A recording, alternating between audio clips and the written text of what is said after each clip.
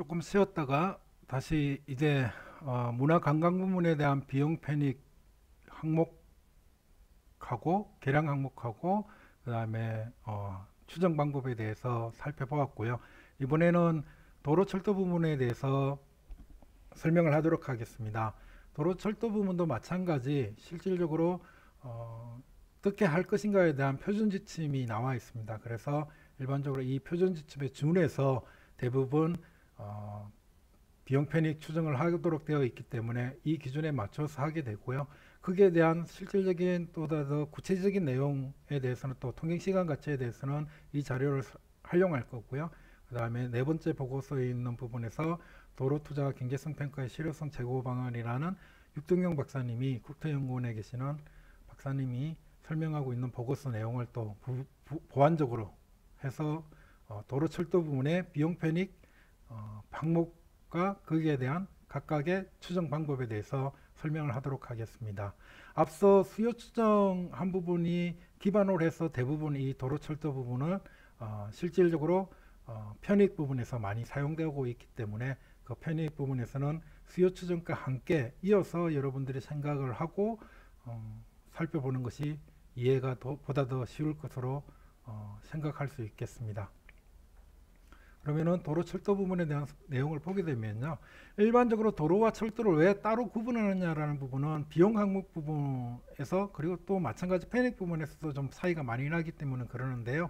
일단 도로 부분에서의 비용을 하나의 항목으로 보고 그 다음에 철도 부분에서 보게 된다면은 도로 부분에서는 총사업비와 유지관리비 이 두 가지로 나누어질 수 있는데, 실질적으로 철도에서는 철도 차량을 구입을 해야 되잖아요. 그래서 차량 구입비가 이 총사업비에 따로 들어가 있는 게 차이가 있다라는 부분이고요. 그래서 그 부분에 대한 얘기가 들어가고, 그 다음에 비용에서도 보면 부대비와 용지 보상비 그리고 예비비로 공사비까지 합쳐서 우리가 총사업비라고 얘기를 하는데, 일반적으로 보게 되면은 철도 같은 경우에는 요 차량 구입비까지만 이렇게 해서 건설비가 들어간다라는 부분에 대항이고, 유지관리비 부분은 실질적으로 도로는 그렇게 큰 차이가 없는데 운영비 부분에 있어 가지고 여기는 유지관리가 아니라 이제는 운영을 해야 되잖아요. 그래서 운영비 부분에서는 인건비라든지 재경비, 동력비 그리고 앞서 얘기한 요 유지관리비 항목이 또 이렇게 세부 항목으로 나와 있고요. 대체 투자비 이렇게 해서 구성이 되어 있는 부분들이고요. 그리고 철도비 부분에서는 보게 되면 이렇게 나와 있습니다. 그래서 비용 항목이 실질적으로 도로와 철도의 그런 어떤 기능의 차이 그리고 운영의 차이에 의해서 이렇게 세분해서는 달라지게 된다는 것을 여기서 볼 수가 있겠습니다. 사업비 추정 흐름들을 도로 부분으로 한정해서 본다고 그러면은 일단 우리가 실질적으로 노선 계획을 해야 되죠. 그죠? 노선 계획을 하고 거기서 타입별이라는 것은 우리가 뭐 도로 교량 다른 기타 등등 터널 등등에 대한 표준 단면도를 작성을 하게 되고요. 그걸 통해 가지고 용지 면적 사용하게 될 용지 면적이고, 그리고 거기에 대한 지역별이라는 것은 우리가 공시지가 지역별로 다르겠죠. 지목별로도 마찬가지 보상비가 다르기 때문에 지역별 지목별 지가를 산정한 다음에 그 용지의 지역별 지목별 해당 면적 곱하기 해당 공시지가를 곱해서 용지 보상비를 산출을 하게 되는 거고요.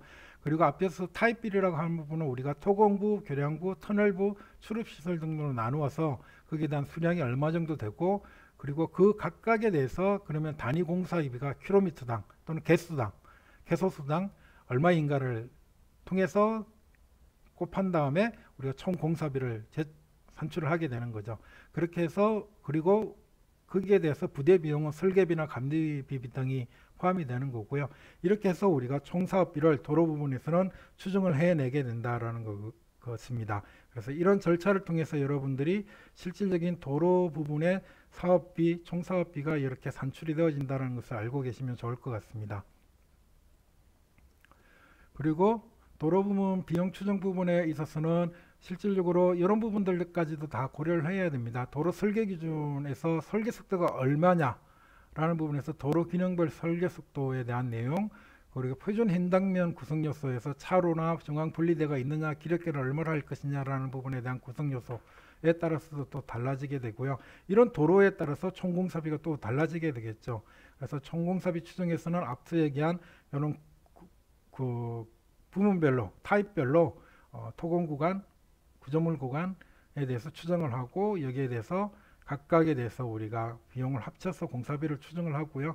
그 용지 보상비는 지상일 경우에는 우리가 많은 비용을 보상을 해줘야 되지만 전체를 보상해 주지만 우리가 지하 같은 경우에는 일정 심도에 따라서 그 보상 비용이 달라지게 되어 있습니다. 그래서 지하와 지상으로 구분을 하고 우리가 용지 보상비를 해주고요. 예비비로 하게 되는 부분입니다.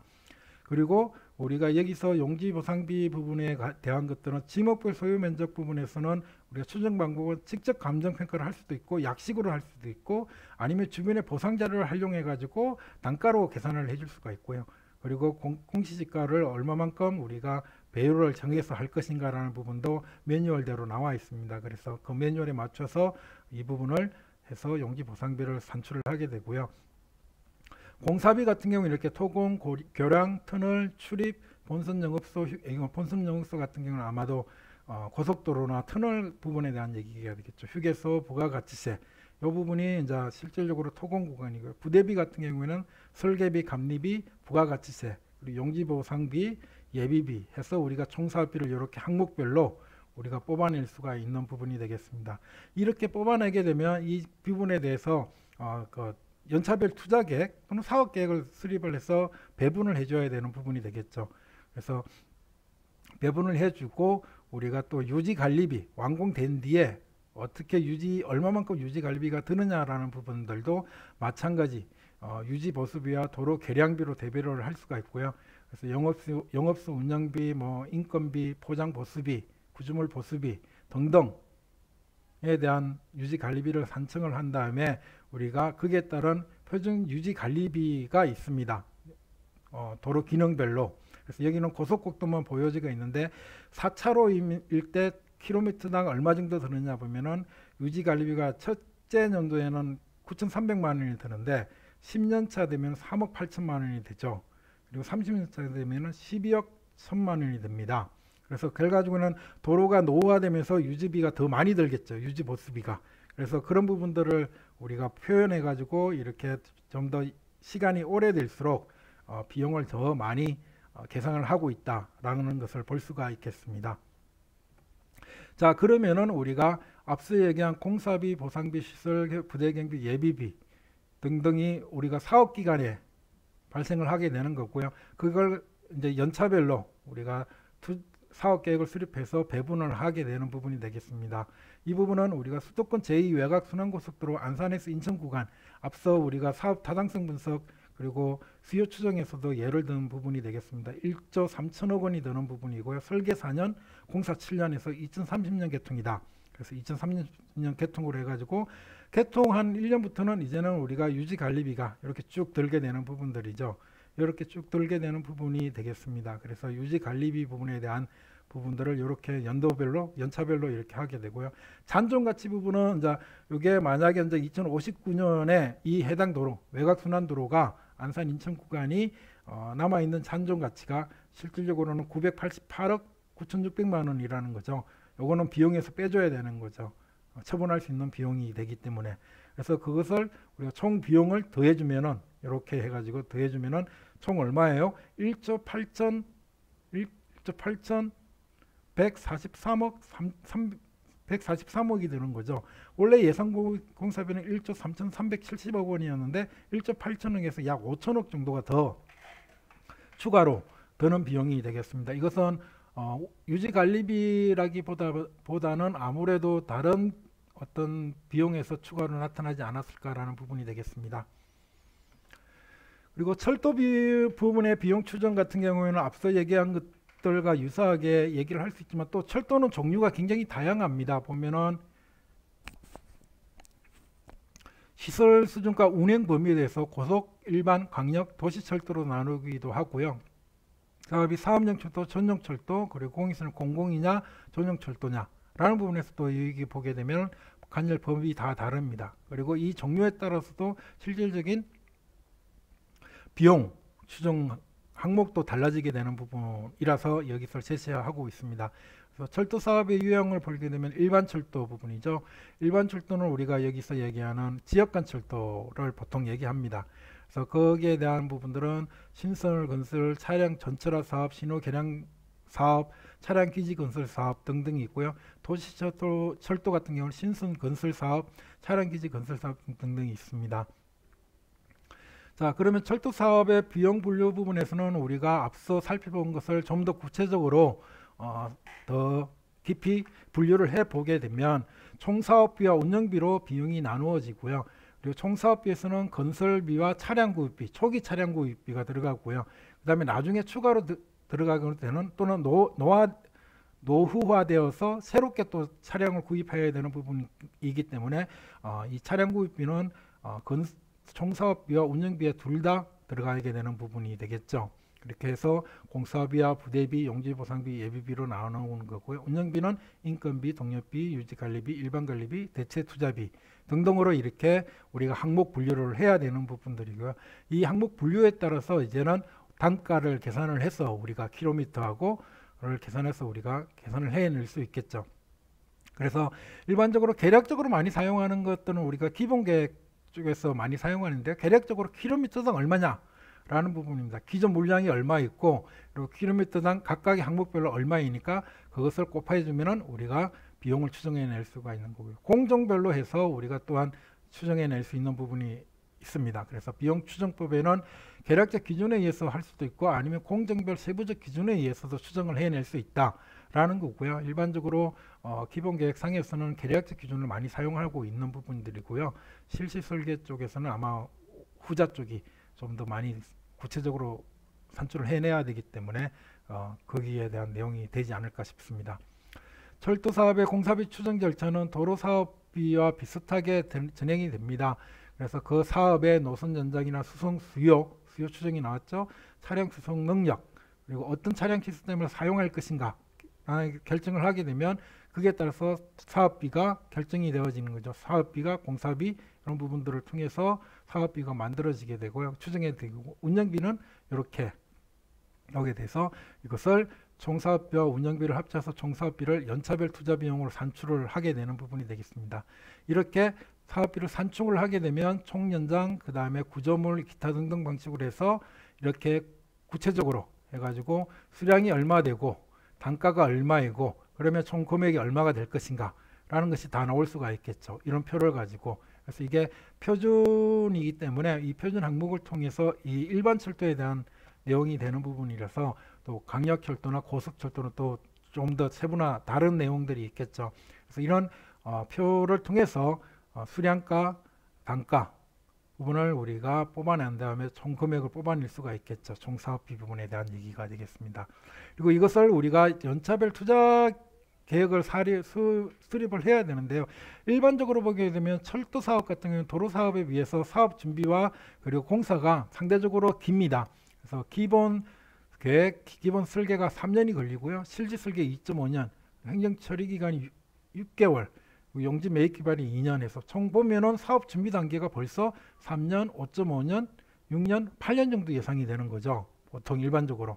그리고 공사 기간 같은 경우는 일반적으로 또 여기서 보면은 표준 공기를 산정해서 사용할 수 있는데 그러면 킬로미터당 얼마예요? 4.6개월. 토공 같은 경우 교량은 25.8개월이 서는 거죠. 킬로미터당. 그리고 터널 같은 경우는 13.6개월. 그래서 철도 같은 경우 교량 같은 경우 있는 경우에는 또 사업 기간이 더 공사 기간이 더 늘어날 수가 있겠죠. 그래서 보면은 우리가 최적 공기를 산정을 해내야 되는데 최적 공기는 보면은 직접비는 공사 기간이 길어지면 길어질수록 낮아지게 되는 패턴을 보이고요. 낮아지게 되고 그리고 간접비는 높아지게 되는 부분이 되겠습니다. 그래서 언제를 최적 공기로 잡을 것인가라는 부분은 공사비와 맞물려 가지고 우리가 보다 더 잘 설계를 해야 된다라고 볼 수가 있겠습니다. 보면 표준 공정 기간을 보게 되면 총 12년이 걸리네요. 시운전까지 해서 총 12년이 걸리는 부분이 되겠습니다. 그래서 여러분들이 철도를 건설하겠다라고 우리가 발표를 하게 되면 뭐 5년 뒤에 철도가 완공되는 게 아니라 그래도 보통 한 12년 정도가 걸린다라는 거죠. 물론 시급성에 따라서 좀 더 단축할 수도 있고 또 어떤 특정한 사항에 불거져 가지고 늦춰질 수도 있겠지만 표준적으로는 약 12년 정도 걸리고 실시 설계를 할 때는 교통영향평가나 환경영향평가도 받아야 되고요. 그런 부분들을 여기서 보여주고 있습니다. 그래서 표준 공정 기간, 공기라고 얘기하죠. 12년을 보통 잡고 있다라는 것이 되겠습니다. 그리고 사업비 지출 같은 경우에는 우리가 연차별 사업비 투입률을 이렇게 또 표준으로 제시를 하고 있습니다. 그래서 6년인 경우에 공사비는 보통 보면은 이렇게 해서 첫째 연도와 마지막 연도는 낮고 중간 연도에 이렇게 좀 많이 공사가 들어가도록 되어 있고요. 용지보상비는 첫 해, 둘째 해에 용지보상을 완료하도록 이렇게 되어 있는 부분이 되겠습니다. 그리고 운영비 추정 부분에 있어서는 우리가 철도 정량별 평균 운영 비용 같은 경우에는 이렇게 또 킬로미터당 인당 킬로미터 수요죠. 이용하는 사람 수요당 사람 인당 킬로미터당 얼마냐라는 거죠. 그래서 고속철도는 78원, 일반 철도는 111원, 강력철도는 40원, 대부분 전체적으로는 74.3원 정도가 운영 비용이 든다라고 이렇게 얘기를 하고 있습니다. 그리고 또 운영 비용 말고 우리가 얘기할 수 있는 게 대체 투자비와 잔존가치 또 우리가 실질적으로는 얘기를 해야 되죠. 그래서 철도는 도로와 달리 재투자되는 비용이 많이 발생한다라는 거고요. 수요 증가나 감소에 따라서 차량이 추가적으로 투입되어야 되는 거고요. 내구 연한이 갱간 차량에 대해서 재투자가 이루어져야 되고 그리고 개통 후 30년 이후 갱간 시점 도로와 마찬가지로 잔존가치가 용지 보상비 외에 또 재투자된 차량 및 시설 장비 등도 잔존가치로 포함이 된다라는 거고 그리고 감가상각비 부분에 대한 얘기도 되겠죠. 그래서 우리가 감가상각비를 추정하는 방법에 있어서 산출법은 이렇게 여러 가지가 있네요. 정액법, 생산량 비례법, 그리고 정률법, 연수합계법, 그리고 이중체감 잔액법 이렇게 나와 있습니다. 그래서 정액법을 보면 매년 동일한 금액으로 감가상각액을 배분하는 방법이다 라고 이렇게 되어 있고요. 그리고 생산량 비례법은 특정 목적을 달성하는 데 공헌한 부분에 비례해서 감가상각을 하는 비율, 정률법은 실질적으로 처음에 많이 떨어지고 뒤로 갈수록 감가상각비를 적게 계산하는 방법을 정률법이라고 되어 있다는 거고요. 연수합계법은 초기에 마찬가지 감가상각비를 많이 계산하고자 하는 방법, 그리고 이중체감 잔액법 등등에 대해서 이 내용이 나와 있습니다. 한번 여러분들이 좀 더 구체적으로 한번 읽어보시면 이해가 될 것 같아요. 그러면은 철도 부분의 비용 추정에서의 그 운영 관리비가 되나요? 비용 추정에 대해서는 어제무 검정 강력 급행철도 건설 사업 부분이 되겠습니다. 원래는 검정에서 어정부까지만 해가지고 청량리를 거쳐서 삼성에서 양재로 해가지고 내려오는 B 노선이죠. 강력 GTX B 노선. 근데 실질적으로는 이게 추가되면서 변경이 되면서 어정부에서 덕전까지 가도록 되어 있고요. 검정에서 수원까지 가도록 해서 연장이 47.85에서 74.2km로 변경이 되었습니다. 그래서 보면 총 사업비가 3조 9,600만 원 정도 들죠. 초기. 근데 이게 변경되면서 4조 420억, 22억이라는 어마어마한 비용이 드는 거죠. 그래서 이 부분에 대해서 이런 부분들에 대한 구체적인 비용을 앞서 얘기한 부분에 대해서 여기 있는 비용 부분을 여기서 얘기를 하고 있습니다. 그래서 운영비, 쭉 완공된 뒤에 들어가는 부분, 그리고 비용 합계를 쭉 하게 되면은 이렇게 나와 있습니다. 그래서 이렇게 나와 있는 부분이 되는 내용이 되겠습니다. 여기 있는 편익은 또 조금 이따가 다시 설명을 드리도록 하겠습니다. 편익에 대한 산정을 하는 내용을 살펴보도록 하겠습니다. 편익의 구분은 일단은 두 가지가 있겠죠. 직접적인 편익, 교통 측면의 편익이 있고요. 간접 편익, 교통 개선으로 인해서 나타나는 사회적 편익입니다. 그래서 직접적인 편익 같은 경우에는 차량 운행 비용 절감, 통행 시간 절감, 교통사고 감소, 쾌적성 증가, 정시성 향상, 안정성 향상 등 다양한 항목이 있고요. 철도 같은 경우에는 항공 및 해운의 전환수에 의한 편익과 건널목 개선에 따른 사고 지체 감소 편익도 직접 편익으로 추가적으로 들어간다는 부분이고요. 간접 편익은 교통 개선이 이루어짐으로 인해서 환경 비용이 절감한다든지 지역 개발 효과가 증대되었다든지 시장권이 확대되었든지 산업구조 개편 효과 등등을 우리가 간접 편익으로 한다라는 부분이고요. 일반적으로 편익 항목을 산정할 때는 계량화가 가능한 부분을 우리가 항목을 산정을 하고요. 그리고 투자의 구축 효과, 일반적으로 얘기하면 더블 카운팅이 될 수 있다라고 얘기할 수 있는 효과네요.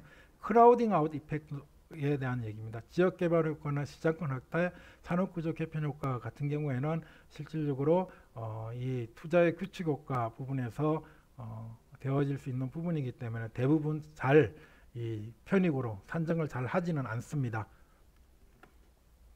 그러면 도로부문 편익 항목에서는 일반적으로 직접 편익 같은 차량 운영 비용 절감, 통행 시간 절감, 교통사고 감소, 쾌적성 향과 정직성 향상, 안정성 향상 등이 있고요. 간접 편익으로서는 지역개발 시장권 이렇게 나와 있습니다. 그러면은 도로부문 편익 항목 부분에서는 일괄적으로 보면 총 통행 비용 절감 효과, 통행 비용 절감 효과는 토탈 트래블 코스트가 되겠죠. 여기서 보면은 시간 비용, 타임 마니가 되겠죠. 타임 마니가 트래블 마니, 통행 시간, 통행 비용, 그리고 VOC 차량 운영 비용, 사고 비용, 그리고 범칙금 비용 등등이 있는데요. 보면은 속도와 비용 사이의 관계는 이런 형식으로 각각 나와 있습니다. 그래서 시간 비용은 속도가 증가하면 증가할수록 그죠? 더 시간 비용이 줄어들게 되는 거고요. 차량 운영 비용 같은 경우는 일정 속도에 다다르고 나서 그 이후부터는 다시 비용이 더 증가하는 패턴, 사고 비용도 마찬가지. 속도가 일정 정도 좋아지게 되면 차량의 흐름이 원활해지면서 사고가 덜 발생하지만 속도가 너무 빨라지게 되면 도로가 만들어지게 되면 또 올라가게 되는 거죠. 그래서 총 비용은 이렇게 해서 나타나게 되는 부분이고요. 이 부분에 대한 부분이 최적 속도라고 되어 있고요. 그 최적 속도가 총 비용과 만나는 이 곡선을 최적 비용으로 한다라는 부분이 되겠습니다. 그래서 총 통행 비용 절감 효과 부분에 대한 것들은 이렇게 나타낼 수가 있겠습니다. 철도 부분 편익 항목 부분에서는 통행 시간 절감 효과하고 쾌적성, 정직성, 안정성이라는 게 있고요. 이거는 철도 이용자 편익이고요. 타수단 이용자 편익 같은 경우에는 타수단에서 이용하는 사람이 철도 이용자로 넘어감으로 인해 가지고 거기에 있는 그 수단을 이용하는 도로 같은 경우에는 차량 속도가 증가해서 운행 비용이 절감하게 되겠고요. 통행 시간 절감 편익도 있고 전환 수요에 의해서 그다음에 교통사고 감소, 건설물 개선 이런 등등의 효과가 있고요. 간접 편익 같은 경우는 이렇게 굉장히 많은 효과가 있습니다. 그 중에서 실질적으로 경제성 분석에 사용하는 건 환경비용 절감 효과가 있고요. 그 다음 주차 수요 감소, 그리고 공사장 교통 혼잡으로 인한 부의 편익 이런 부분들이 계상이 되는 부분들이고요. 나머지 별표 표시는 계량화하기 힘들고 또한 크라우딩 아웃 이펙트 부분에 대한 내용이 있어가지고 배제를 하는 경향이 매뉴얼에서는 제시되어 있습니다. 도로 철도 사업 시행에 따른 편익 항목에 대해서는 이렇게 이건 한 것 같은데 부분이고요.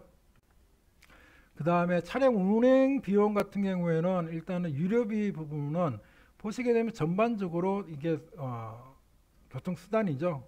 보면은 속도가 40 정도에서 50 정도일 경우에는 굉장히 낮죠. 낮은데 그 이상 증가하게 되면 속도가 더 빨리 증가하게 되면 유류 소모량이 더 증가하는 것을 볼 수가 있겠습니다. 이거는 킬로미터당 리트죠. 리트 부분에서 1리트로 몇 킬로를 갈 수 있을까라는 부분에 대한 얘기가 되겠고요. 네, 차량 운행 비용에서는 엔진 오일, 타이어 마모비, 유지 관리비 부분도 마찬가지 감가상각비, 기타 보험료, 제세 공과금, 운전자 인건비 등등이 포함됩니다. 여기서 보면은 차종별, 속도별 차량 운행 비용도 여기서 나타나고 있고요. 이거는 같은 내용인 것 같고. 자, 그러면 우리가 차량 운행 비용 절감 편익을 어떻게 산정하느냐라는 부분인데 일단은 가장 기본적으로 뭐냐면 그 해당 도로 부분 사업이 시행되지 않았을 때의 차량 운행 비용은 얼마냐라는 것을 우리가 파악을 해내죠. 수요 추정 방법론 거기서 얘기가 될 수 있습니다. 링크별 그 부분에 대한 얘기가 되겠습니다.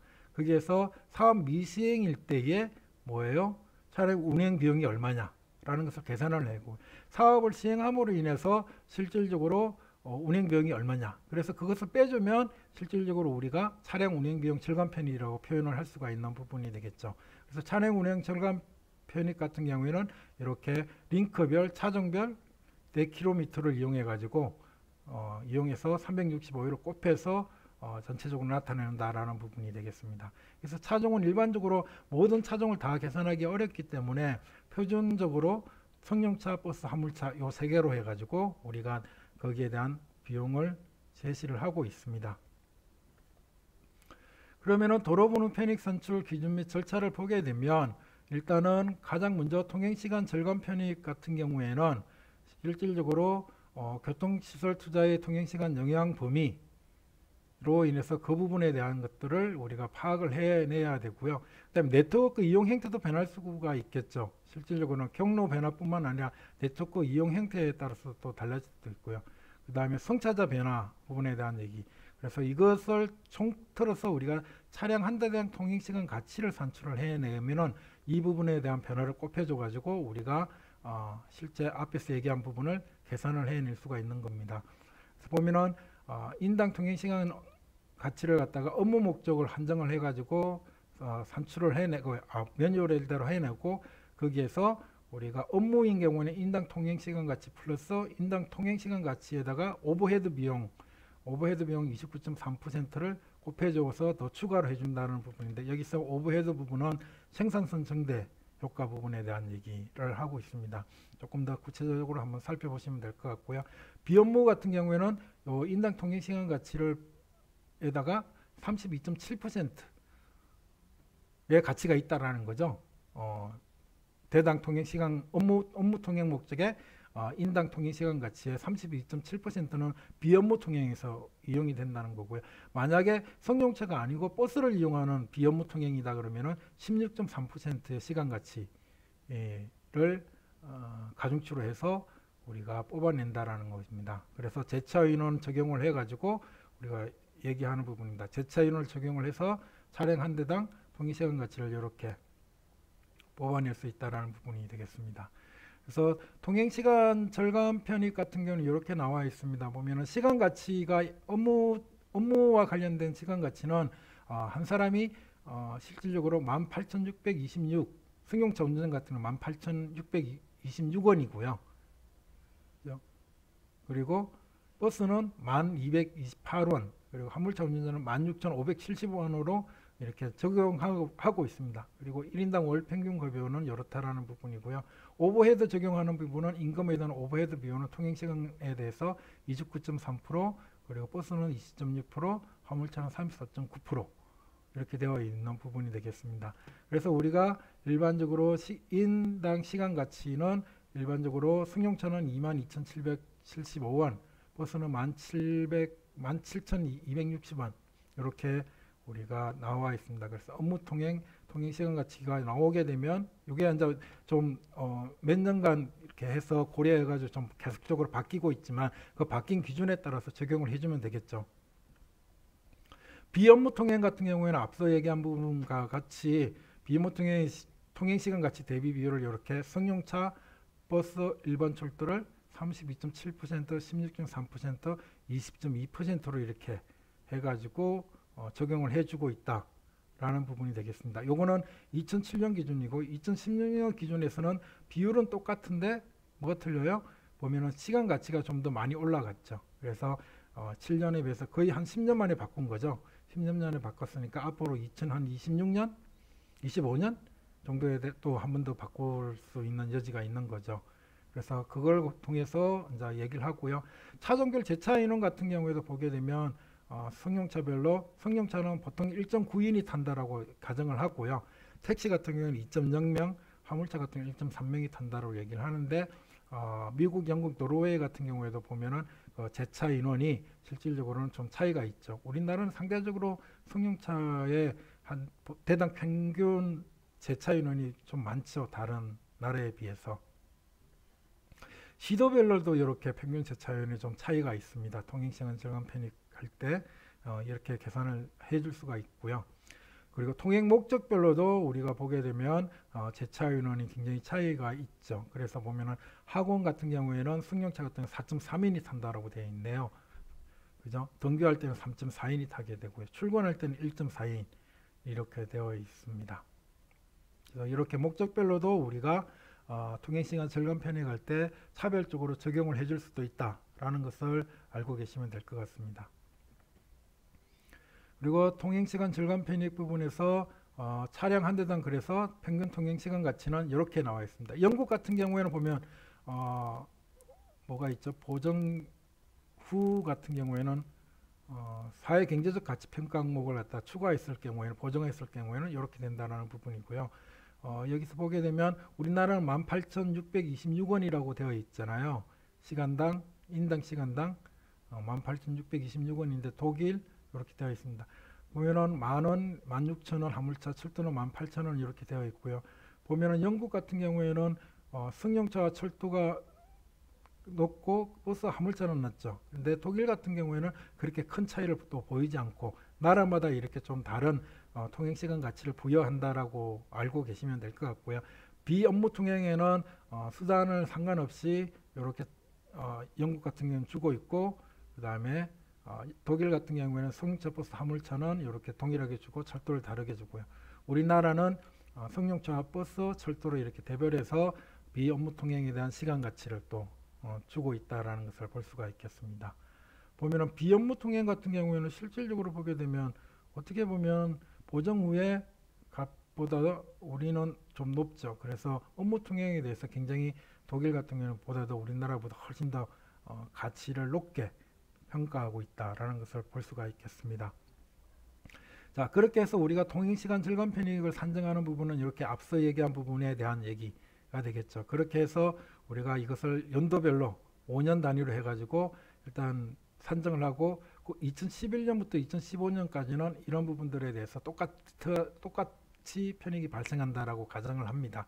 그렇게 해서 2036년 목표연도까지 우리가 절감 편익을 사용을 산정을 해가지고 나타내 주게 되겠고요. 여기서 보면은 차종별, 링크별 요 부분이 있죠. TK하고 이런 부분들은 우리가 그 수요 추정에서 나와서 계산을 해줄 수 있는 방법이 되는 거죠. 그리고 교통사고 절감 편익 같은 경우에도 마찬가지 사업 시행을 하지 않았을 때의 교통사고 비용과 사업을 시행했을 때의 교통사고 비용을 빼주면 우리가 교통사고 절감 편익이 되겠죠.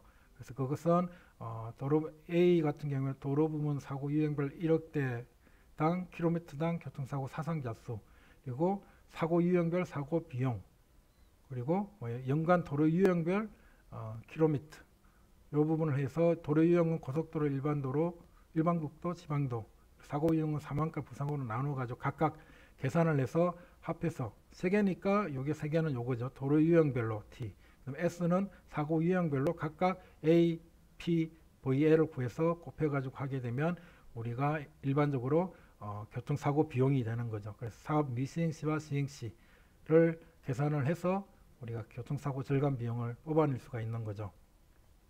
그리고 교통사고 절감 편익을 산정할 때도 마찬가지 여기서 보게 되면 우리나라는 일반적으로 교통사고는 줄어드는 패턴을 보이고 있는 부분인데 고속도로만 증가를 했네요. 고속도로가 13.3% 증가를 했고 나머지 도로에서는 다 감소를 하는 패턴이 되겠습니다. 그래서 이런 부분들도 교통사고 통계에서 우리가 여기 보게 되면 교통사고 사상자 수를 정할 때 이 부분에서 가장 최근의 통계를 이용해서 적용을 할 수도 있을 겁니다. 그리고 교통사고 비용 같은 경우는 우리가 여기서 아까 PGS라고 얘기를 했나요? 앞 부분에서 보정전 이 포함제 부분에 대한 것들에 대한 내용이 아마 그거일 것 같은데요. 그래서 보면은 도로와 철도에 대해서 도로교통사고 비용 PGS를 포함했다는 것은 심리적 비용까지 다 포함을 했다라는 거고요. 제외했을 경우에 우리가 전체적인 비용이 이렇게 나오는 거죠. 그래서 사고 한 건당 같은 경우에는 우리가 얼마 냈냐면 100만, 1000만, 7억 2200만 원 심리적 비용까지 포함하면 사망했을 경우는 7억 2200만 원의 비용이 발생한다고 하죠. 그리고 부상 같은 경우는 3100만 원이 되는 거고요. 그리고 사상자 한 명당은 6630만 원, 6억 6300만 원 되고 부상은 1900만 원 정도가 소요된다는 비용이 발생한다는 거고 철도 같은 경우에도 마찬가지 비슷하게 통계를 내주고 있습니다. 그래서 앞서 여기서 보게 되면 사고 유형별 사고 비용을 우리가 만들어낼 수가 있는 거죠. 그렇게 되는 부분이고요. 그 다음에 환경비용 절감 편익 같은 경우에는 대기오염 절감 편익 부분에 대한 건데요. 자세한 내용은 여기 있는 보고서 좀 참조해서 여러분들이 한번 봐주시면 될 것 같고요. 소음 절감, 주차 비용, 공사에 따른 부의 편익이나 천털모 개선에 따른 절감 편익 등등도 살펴봐 주시면 될 것 같습니다. 그래서 이런 어떤 편익 항목별로 이제 도로 부분을 보게 되면 여기 수도권 외곽순환 철도 부분에 대한 거죠. 우리가 앞서 살펴본 안산 인천 건설 사업 부분에서 1조 3,370억 원의 부분에서 우리가 편익을 변화를 하는데 실질적으로 보게 되면 교통 수요는 여객과 화물이고요. 그래서 편익을 우리가 이렇게 표현을 하는데 보면 여객 발생량 추이가 점점점 줄어들고 있는 거죠. 연도별로. 화물차는 증가했다가 2040년대에서 거의 비슷한 형태가 되는 거고요. 그래서 이런 부분들에 대한 이 통행량의 장래 통행량 증감 추이를 고려해서 실질적으로 보게 되면 우리가 수요 예측 부분에서 수요 추정한 내용을 토대로 우리가 운행 비용, 통행 시간 절감, 교통사고 절감, 환경 비용 절감. 그래서 총 편익을 갖다가 연도별로, 이건 연도별이죠. 2030년 비용은 2034년까지 쭉 똑같다라고 가정을 하게 돼서 연도별로, 연차별로 우리가 편익을 계상을 해주게 되는 거죠. 그래서 그 계상을 해준 결과가 이렇게 편익 부분에 대한 내용이 되겠습니다. 그래서 여기 있는 차량 운행, 통행 시간, 교통사고, 환경 비용, 절감 편익을 총 편익으로 만들어 주고요. 그래서 총 편익은 보면 3조 5천억 원 정도가 편익이 발생을 하는 거죠. 비용은 총 보면 1조 1천억 원. 그래서 그게 총 편익, 이게 총 편익을 현재 가치로 환산하면 1조 1천억 원. 보면은 비용은 1조 1천억 원 비슷하죠. 그래서 거의 BC가 1에 가까워 정도지는 그런 비용가 편익이 산출이 된 것을 볼 수가 있겠습니다. 철도 부분에서도 마찬가지 이렇게 앞서 얘기한 어정부 금정 강력철도 비용에서 우리가 절감 편익을 똑같이 이렇게 표현을 해가지고 나타나게 주게 되고요. 거기서 그것을 가지고 마찬가지 절감 편익을 협계를 내고 그것에 대한 우리가 편익의 현재 가치, 여러분들이 퀴즈 본 내용하고 비슷하죠. 현재 가치 부분하고 그 다음에 비용의 현재 가치 부분을 해서 보게 되면 편익은 5조 6천억 원이고 비용은 현재 가치가 4조 1천억 원이죠. 그래서 보면은 NPV가 0보다 크죠. 그리고 BC가 1보다 크니까 사업 타당성이 굉장히 높게 나왔다라고 볼 수가 있는 게 되겠습니다. 자, 여기까지 여러분들 이제 도로와 철도 부분에 대한 비용 편익 추정에 대한 내용을 하고 있고요. 지금 앞서 우리가 배웠듯이 수요 추정 방법론 있고 사업 타당성하고 경제성 분석했고요. 그리고 비용 편익 추정 방법론 등을 공부를 했습니다. 그래서 이 공부를 한 걸 가지고 우리가 일반적으로 사용하는 부분이 결국은 예비 타당성 조사에 다 나와 있거든요. 그래서 앞서 얘기했듯이 2018년 6월부터 2020년 3월까지 총 22개 보고서 중에서 여러분들이 선택한 거는 이렇게 되어 있습니다. 그래서 이 선택한 사업에 대해서 각각에 해당되는 사람들이 준비를 해서 개인 발표를 해주시면 되겠습니다. 평가는 개별 평가가 된다는 것을 알고 계셔야 되고요. 그래서 발표는 발표 1, 2, 3. 그래서 수요 추정, 비용 추정, 편익 추정. 경제성 분석은 여기 편익 추정하는 사람들이 같이 해주면 돼요. 그리고 수요 추정하는 부분들이 개요 부분도 같이 해주면 되는 부분들이고요. 자율적으로 제비뽑기에서 이 보고서별로 그러니까 실질적으로는 팀별이죠. 평가는 개별로 하지만 이 팀별로 순서를 정해서 발표를 하는데 발표 시간은 개인당 10분 이내 하고 1분 초과는 경과구증으로 하고요. 11분 초과부터는 여러분들한테 페널티를 적용을 하도록 하겠습니다. 그리고 모든 발표 자료는 실질적으로 4월 28일 오후 12시 이전까지 완료해가지고 학년대표집에서 시합해서 제게 보내주시면 되겠습니다. 그러면은 지금까지 비용 편익 추정 방법론에 대한 강의와 더불어 개인 발표에 대한 내용도 간단하게 설명드렸습니다. 이상으로 이번 강의를 마치도록 하겠습니다. 수고하셨습니다.